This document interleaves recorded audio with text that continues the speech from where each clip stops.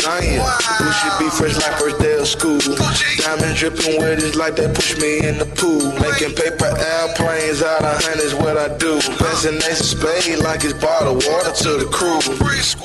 Excuse me, let me introduce myself, they call me Gucci. And on my kicks they be the flies, call me Bruce Lee.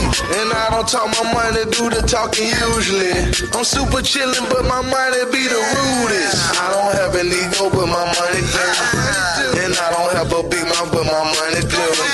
And I don't like to show up, but my money do. I got so many zeros I can bury you. I don't have an ego, but my money do. And I don't have a big mouth, but my money do. And I don't like to show up, but my money do. I got so many zeros I can bury you. I don't have an ego, but my money do. And I don't have a big mouth, but my money do. And I don't like to show up, but my money do. I got so many zeros I can bury you. I don't have an ego, but my money do. And I don't have a big mouth, but my money do. And I don't like to show up, but my money do. I got so many zeros I can bury you.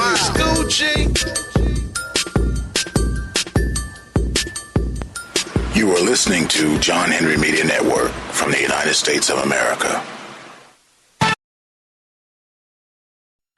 The blind stares of a million pairs of eyes, looking hard but won't realize that they will never see the peace. Nothing's difficult. Everything's a challenge. Do adversity to the stars. From the last plane to the last bullet to the last minute to the last man, we fight. We fight. We fight. We fight. We fight. We fight.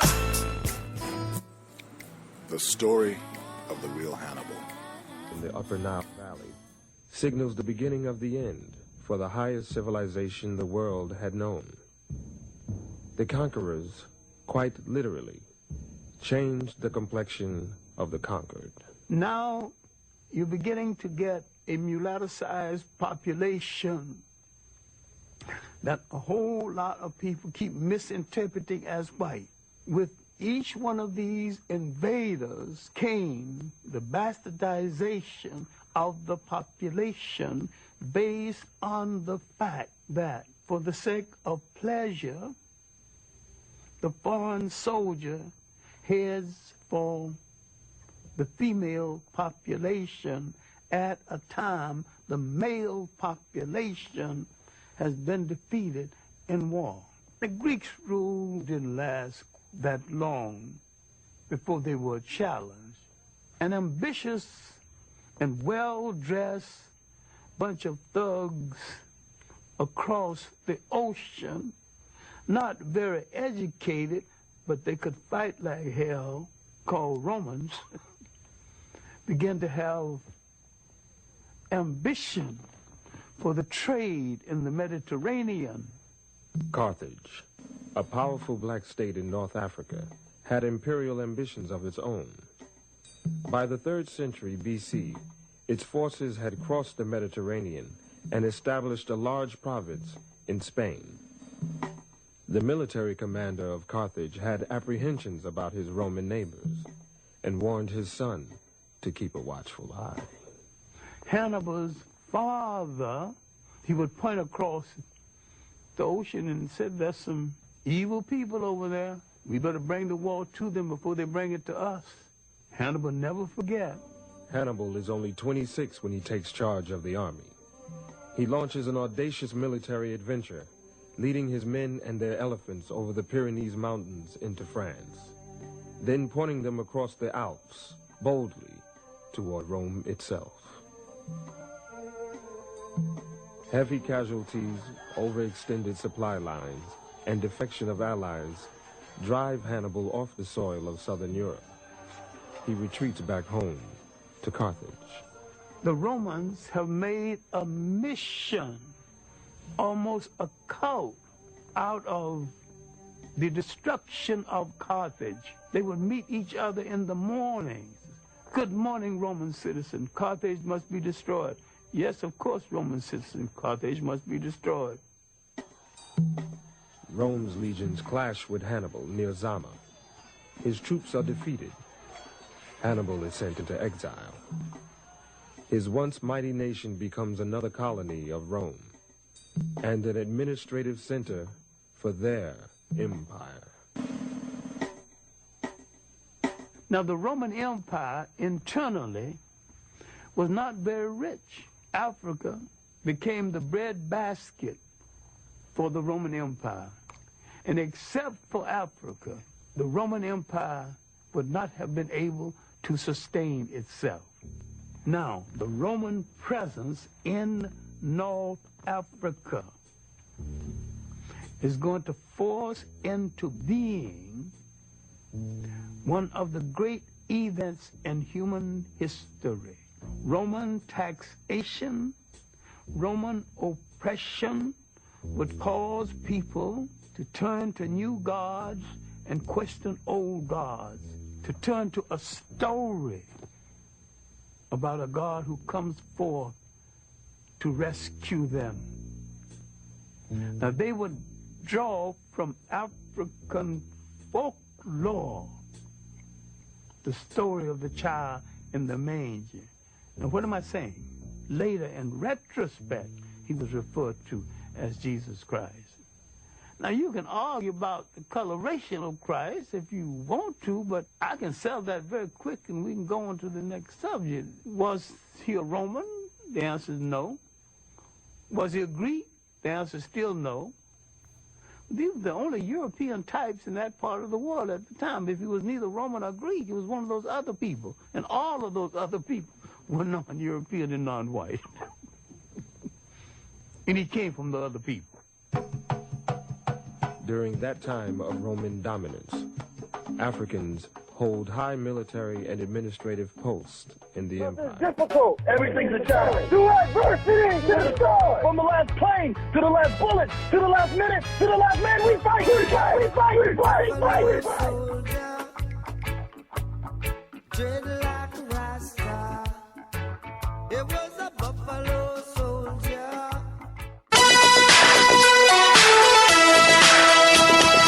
Patience come, time to move along. No blame, it's time to win. John Henry Media Network with the spoken words of Malcolm X. We are African, and we happen to be in America. We're not American. We are people who formerly were Africans who were kidnapped and brought to America.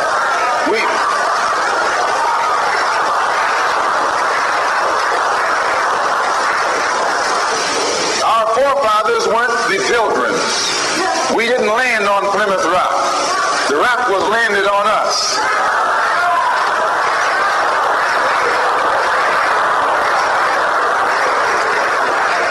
We were brought here against our will. We were not brought here to be made citizens. We were not brought here to enjoy the constitutional gifts that they speak so beautifully about today. Because we weren't brought here to be made citizens today, now that we've become awakened to some degree and we begin to ask for those things which they say are supposedly for Americans, they look upon us with hostility and unfriendliness. If you're interested in freedom, you need some judo, you need some karate, you need all the things that will help you fight for freedom. Nationalism is the wave of the present and the future. It is nationalism that's bringing freedom to oppressed people all over the world. It was nationalism that brought freedom to the Algerians. It was nationalism that brought freedom to the Nigerians and to the Ghanaians. It was nationalism that brought freedom to the people of Uganda and Tanganyika and Sudan and Somaliland. The Africans didn't get it by sitting in. They didn't get it by waiting in. They didn't get it by singing "We Shall Overcome." They got it through nationalism.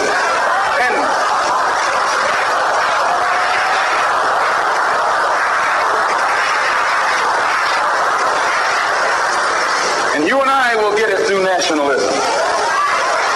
What is it? What is it that makes it difficult for the philosophy of nationalism to spread among the so-called Negroes? Number one, they think they have a stake in America. They think they have an investment in this country, which we do. We invested 310 years of slave labor. 310 years, every day of which your and my mother and father worked for nothing. Not 8 hours a day. There was no union in that day. They worked from sun up until sundown. From can't see in the morning until can't see at night. They never had a day off. And on Sunday they were allowed to sit down and sing about when they died, they wouldn't be slaves no more. When they died, they wouldn't be slaves no more. They'd go up in the sky and every day would be Sunday. That's a shame. And it is that 310 years of slave labor that went in, that was my and your contribution into this particular economy and political system. They can give us the back pay. Let's join in. If this is what the Negro wants, let's join in. Let's show him how to struggle. Let's show him how to fight. Let's show him how to bring about a real revolution. Let's make him stop jiving.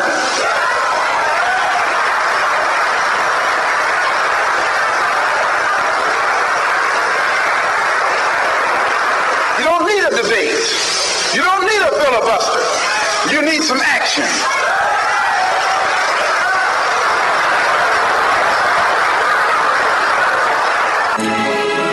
John Henry Media Network with the spoken words of Malcolm X.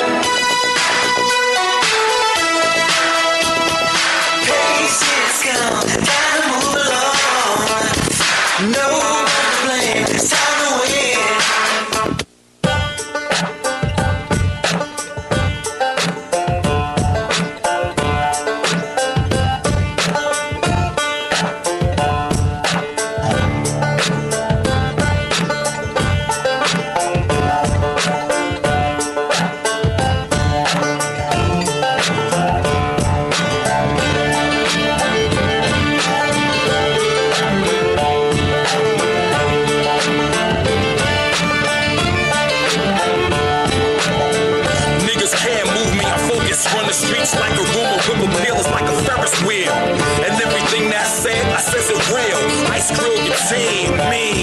See, I love the hood and the hood loves me. It's a thin line between hate and love. Crossing and take a slug.